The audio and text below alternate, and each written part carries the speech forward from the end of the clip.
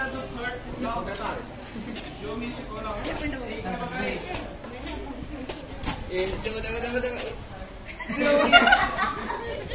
काय म्हणतो, प्रत्येक फोर्सला आणि अपोजिट डायरेक्शन मध्ये फोर्स लागत असतो है ना.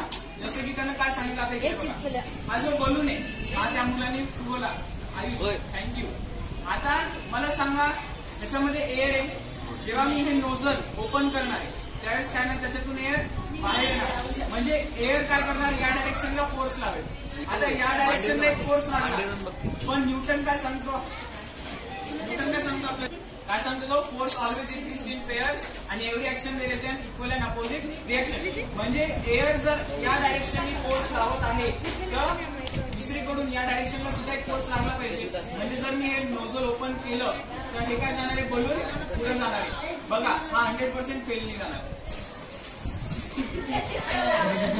एअर बाहेर गेली आणि फोर्स काय लागला त्याच्या अपोजिट डायरेक्शनला. त्या नोझल मधून एअर या डायरेक्शननी आली आणि त्याच्यामध्ये या डायरेक्शनला तो फोर्स गेला की नाही.